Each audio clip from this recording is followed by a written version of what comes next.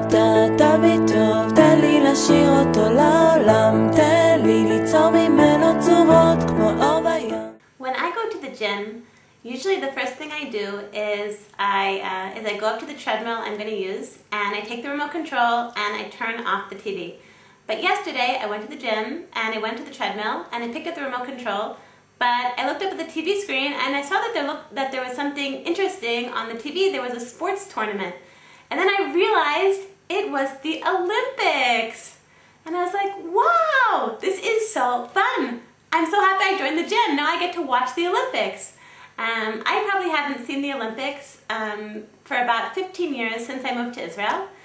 So, but when I was growing up, I used to be very, very enchanted by the Olympics.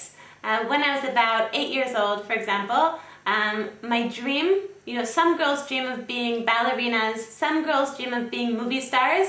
My dream was that I was going to be an Olympic figure skater. And I would go every Friday to the ice skating rink, and I would go around and around, and I dreamt that I was going to be the next Olympic figure skater representing the United States.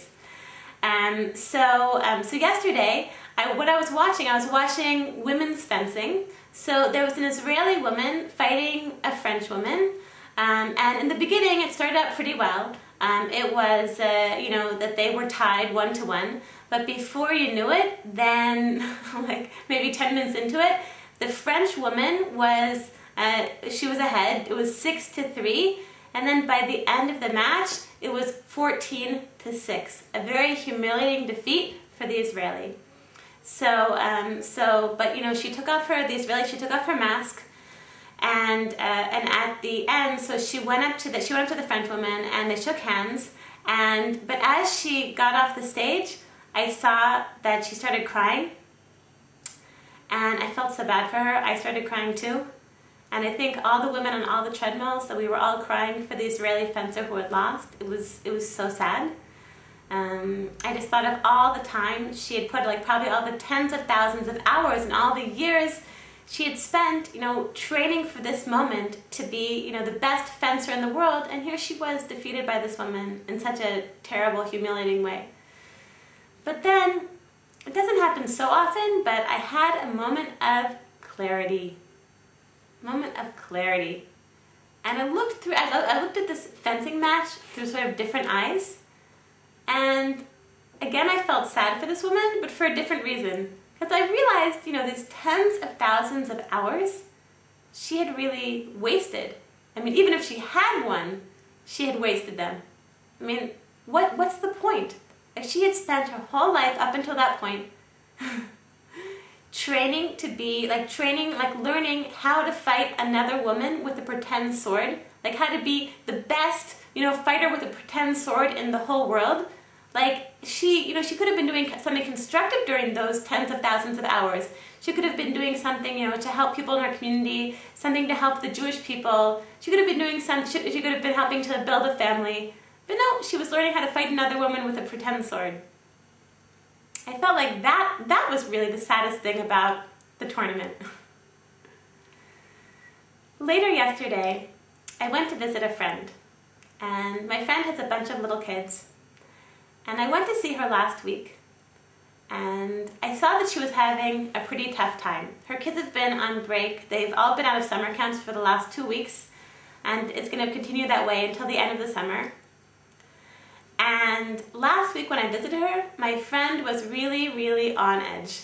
She was really stressed out and really tense and snapping at everyone in her family time after time.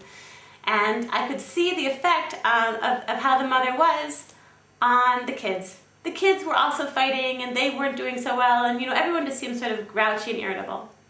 But yesterday when I went, I don't know what happened, but everyone was in a good mood. My friend was relaxed and sort of humming to herself and smiling. She just made everyone fruit popsicles, like popsicles with fruit juice, and everyone was eating them, and she had made a swimming pool for them on their porch.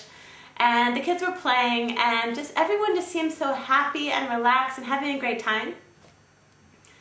And I knew that it wasn't easy for my friend, but somehow she had gotten over whatever she was going through, and she had decided she was going to enjoy summer vacation. She was going to be a good, happy mom for her kids. And as I saw my friend, I shouldn't have to say this. It's so obvious, like I shouldn't have to say it, but it's an Ima Peptalk. Sometimes I say like what's so clear to all of us. But, like hundreds of millions of people are watching the Olympics. They're watching, men swim back and forth really, really quickly in a pool. Or girls do backflips in front of millions and millions of people. Or watching, women who've spent tens of thousands of hours learning how to fight each other with fake swords. But who do you think God is watching? Who do you think God is getting the most nachas from? My friend. It's so clear. A few months ago, I had an interesting conversation with my daughter. She's 8 years old. Her name is Hallel. And I asked her what she wants to be when she grows up. When I asked her, I was thinking of my old dreams, like that when I was a kid, I wanted to be an Olympic figure skater. And my daughter Hallel, she looked at me like in disbelief. And she said, well, she said, when I grew up, she said, I want to be an Ima. So I want to bless all of us, as we take care of our children and our families and, take care of our Jewish homes, that we should all be blessed with the clarity of my 8-year-old daughter Hallel, that we should all be blessed with the clarity of God Himself, that we should all be blessed with the knowledge that in this world, we as Jewish mothers, we're the true champions. Have an amazing week. אם נתת לי טוב, תן לי לשיר אותו לעולם. תן לי לשיר אותו